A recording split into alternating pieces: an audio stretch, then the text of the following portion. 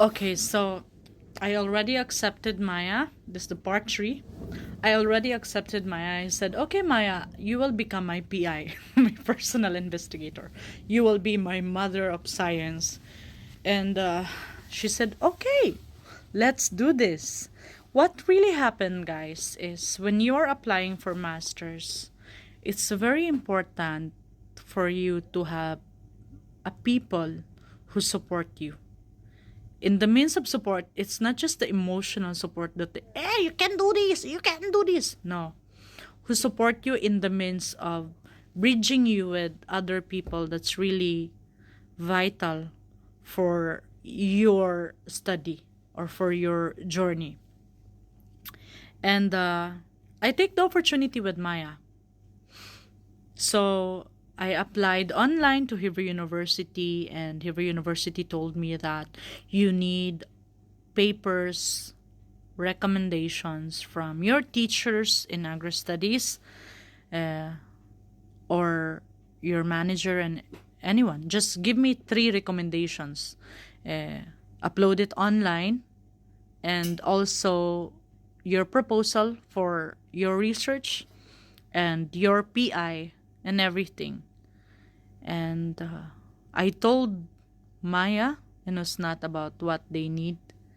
And so Usnat told me to, okay, let's look for a recommendation letter. And I was like, okay, I'll ask two of my teachers under Agri-Studies. So I got Dr. Lerun Purat. She was an economics teacher during my Agri-Studies year. And I also asked Dr. Leo Weiner. He is our teacher for research, and they give me two recommendations. It's not they give me. They will eventually make something and pass it online. You're just going to give them the link. And also Usnat passed some recommendation for me. And I remember I have to also upload my transcript of record, my diploma. I don't know if did I upload my birth certificate, other IDs that's uh, relevant, government issued, and passport size photo, like all those kind of requirements. And the craziest part is they need me to upload an IELTS test or an English, something that I can speak English, I can write English, this. And it's basically IELTS, right? So what happened in my case is that out of nowhere, before I came here in Israel, I took some certificate from my university back in the Philippines in the USTP Claveria. I asked some certificate. I paid 180 pesos. That says in that certificate that our university were using English as a medium of instruction. Crazy, because when I was asking for that certificate, I wasn't planning to use it anywhere.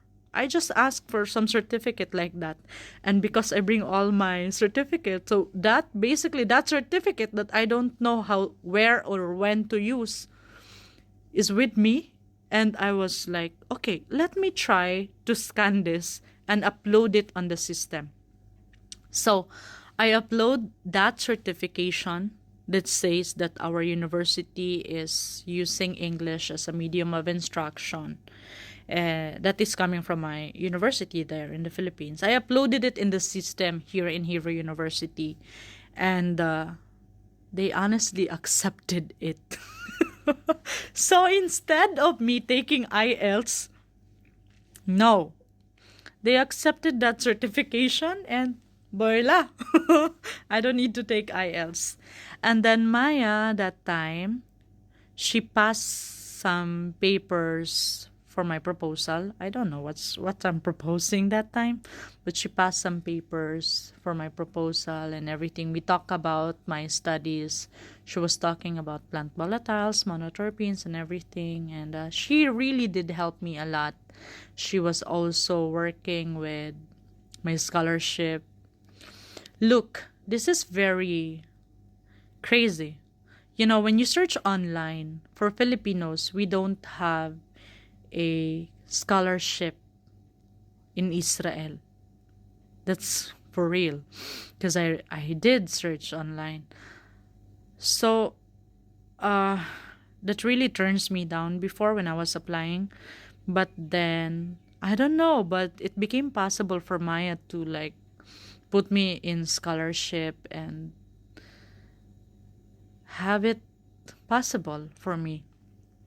So I applied online. Maya did help me. I got recommendations from Agrostudies teachers.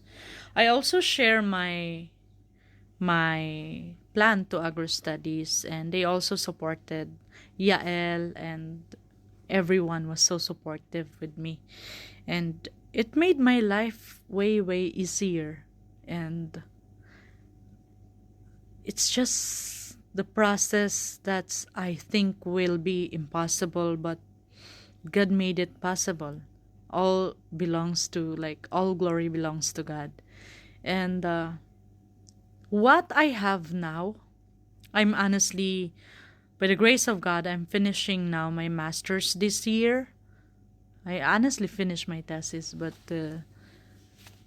I'm going to continue for PhD and still with Maya. But right now I am here in the Ministry of Agriculture and Volcanic. Maya will be transferring to Ben Gurion University in Beersheba, so I will be continuing my PhD there with her. And I'm studying my master's in Hebrew University in Rehoboth. And a lot of people ask me, how about the money matters and the tuition and everything? So this is what's happening. I am not a free tuition as they call like free tuition. No, it's not that I am in free tuition. The point is, my tuition as a researcher was paid by the government and paid by the organization that's supporting me. And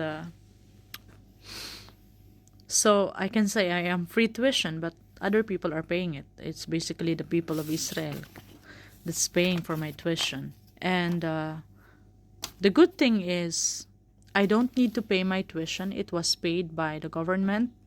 And the second good thing is, I have an allowance every month. So for your allowance every month, in my case, it's around 4,000 and 4,000 shekel, 4,500 or 600 shekel. And that is your allowance every month. You receive that every month, and that is where you're going to get your payment for your house, for your food, for your internet, for your transportation, and for everything. The money that you get every month is where you get and you paid all the necessary expenses in order for you to survive your journey for research. The other thing about here, if you study, is that the way they're doing research here is very different from my country, where you've got to just met your teacher once in a blue moon there. But here it's like, for masters, you have to do courses, 24 units for your regular student. In the university, that's I did mine with Hebrew University. You did 24 units of courses and 6 units of research, where I am doing it here in the Ministry of Agriculture in Maya Bar Lab. So the research is the one that's taking time so long, because you are going to have your own research, thesis research, and you will test it basically in a most like more on like scientific way, like more advanced way, I say. And don't worry, Your PI will be there for you, and your team in your lab will be there for you. And let's continue in the part 4. What should we like? What must the people know about this?